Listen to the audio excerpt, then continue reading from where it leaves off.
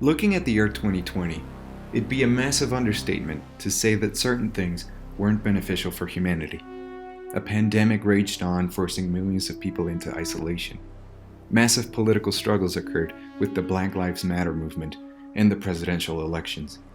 With such turmoil and uncertainty, anyone would be hard-pressed not to daydream and hope for a better tomorrow. This train of thought is commonly referred to as utopian thinking, or a vision of a perfect world. This type of thinking is rather common. Utopian thinking is essential for our social, political, and psychological health. However, if we stop for a minute and ponder the socio-political implications required to carry out this vision of a perfect world, we'll start to see a corruption of said ideals and a transformation from that utopia into what is known as a dystopia.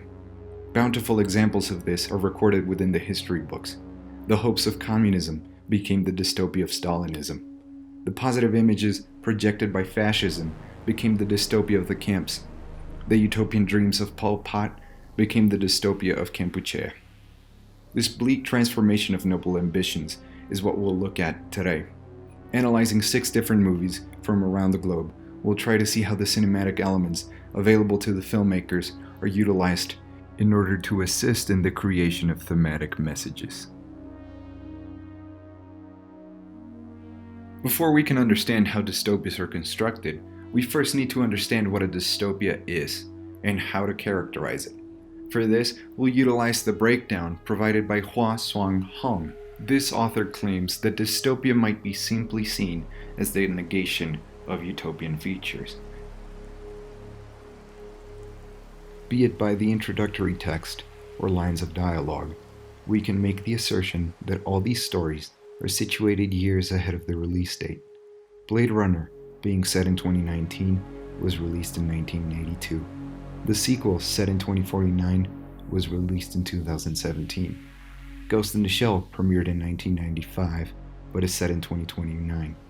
Minority Report is set in 2054 and was released in 2002. Snowpiercer's story is set in 2031, 18 years after its 2013 release. The only one up for contention would be Brazil, that leaves the setting rather ambiguous, mentioning that the story takes place somewhere in the 20th century. All 6 movies portray a direct conflict between the individual and his surroundings. Brazil showcases what happens when an individual tries to fight back against the overwhelming bureaucracy that rules over him. Minority Report questions the police's unchallenged authority. Both Blade Runner movies propose a world where corporations reign supreme. Ghost in the Shell ponders how technology can be abused to control the masses. Snowpiercer blatantly places the class struggle between the tail end of the train and the front of the train at the center of its narrative. Through the set design, filmmakers can reaffirm the notion of an oppressive society. In Brazil, numerous posters hang from the walls, enforcing fear and paranoia. Similarly, the omnipresence of the dominating force is subtly hinted at through the use of central services pipes that are scattered throughout most interiors, similar to Snowpiercer's plaques of Wilford's name that appear in the train. In Snowpiercer, the subjugated individuals are forced to live in dark, claustrophobic, and murky quarters, whilst the upper classes live in fancy, clean, robust, and vibrant train carts. The use of color can highlight the oppressive nature of many worlds. In Blade Runner, the only continuous source of color in the city emanates from the iconic holographic advertisements. This subtly hints at the importance of consumption. In Snowpiercer, the only characters who sport bright colors are those in power. In Brazil, color is used in the protagonist's dream sequences to highlight an ideal world. The vibrant and angelic colors are taken away as his dreams become tarnished by the nightmarish consequences of central services. Certain events in the films remind us of how the control of certain situations aren't in the hands of the protagonists. In Minority Report, we witness how Anderton's car is hijacked by the very same people that aim to arrest him. In Ghost in the Shell, we see a hacker called Puppet Master infiltrate and overtake people's consciousness. The totalitarian nature of these worlds can be seen through their use of surveillance, represented as the semiotic element of eyes. This is an omnipresent element in dystopic media. In every movie, the iconography of eyes is present. In Brazil, the Ministry of Information addresses the nation in a show called In the Eye, with a gigantic eye as backdrop. Similarly, the cameras in Brazil are made out to look like eyes. In Blade Runner, both the original and the sequel, a close-up of the eye is utilized as the world is presented. Additionally, the Voight-Kampff test, designed to identify replicants, focuses on the eyes. And in the sequel, a serial number is implanted directly into the replicant's eyes. In the world of Minority Report, wherever an individual goes, cameras are there, present, that identify and look directly into the individual's eyes. So if a person wants to escape from the police's oppression, they have to change their eyes. In Ghost in the Shell, many sequences are framed from the character's perspective, highlighting their technological nature. Finally, in Snowpiercer, the divine engine resembles a large eye. Dystopian narratives are characterized for the effect that the systems have over the individuals that are oppressed by it. Each movie represents this psychological turmoil in their characters and showcases it in different manners. These worlds aren't concerned with highlighting individuality. The less an individual can do, the better. That's why, in Brazil, the protagonist's home is completely automated, or why individual voices can't be heard without proper documents. It's why in Blade Runner, automated voices direct people through traffic, or why in Snowpiercer, the prosthetic drug made up of industrial waste, known as chrono, is freely given to the passengers as a means to keep them blindly happy. The concept of humanity is explored within these films. Ghost in the Shell focuses on the soul and what it means to be a human. Blade Runner 2049 has a motif of tactfulness. These synthetic individuals are coming to terms with their humanity. Whenever they've accomplished something or feel like they're human, the movie will make an emphasis of showing the characters being tactful. The first time Joy, a hologram, is allowed to go outside, the first place she wants to visit is the roof to feel the pouring rain on her hands. When Kay is convinced that he's a human instead of a replicant, he steps out into the snow and feels the snowflakes on his face. Additionally, in the same movie, Kay has a romantic relationship with Joy. Their relationship feels genuine and filled with emotion.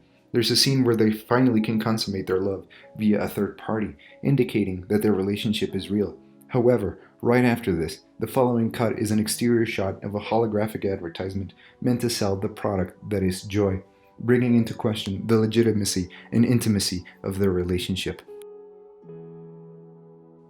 Utopian narratives often expect to reach an ideal world based on the protection of certain ideologies or beliefs. Societies portrayed within these narratives showcase a society that's well-ordered, prosperous, and well-organized. However, as Huang writes, in order to maintain a stable social structure in the real world, governors have to be oppressive or even totalitarian. That is not what people expect to happen in utopia, it is dystopia.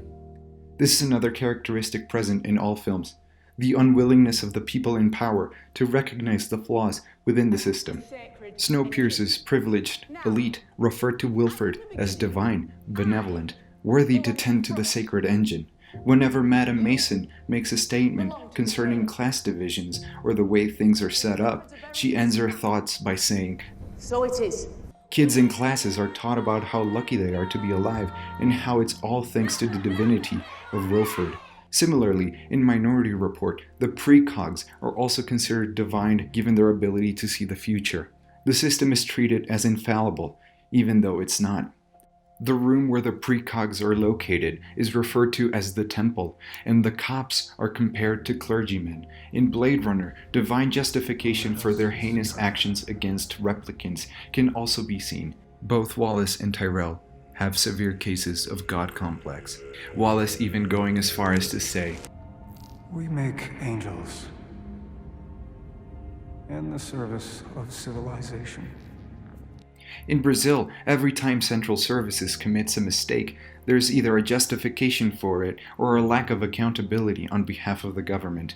When a literal bug in the system, the fly that falls dead into the typing machine, changes the last name Tuttle to Buttle, the government never takes responsibility for this, claiming that it's not my department's fault.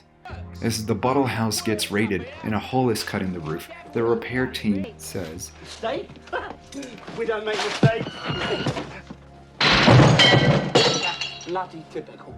They've gone back to metric without telling us. Sam's mother's friend undergoes surgery.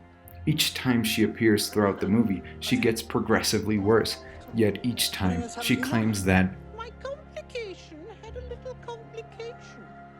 But Dr. Chapman says I'll soon be up and bounding about like a young gazelle. Jack, you remember my wife? Alice? Yes, of course, Barbara, isn't it? How are you? Barbara's very well, thank you, sir. Very well indeed. How are you? Fine, thanks. Good. in these films there is such a disconnect between the system's worldview and the day-to-day lives of those who inhabit the system.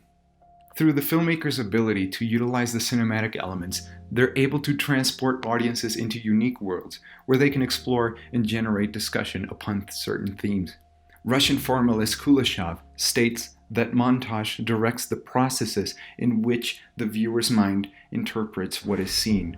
Montage is what creates the ultimate meaning of what we see on the screen. The way that the montage is constructed is through signs and signifiers, as the semiotic and symptomatic theories state.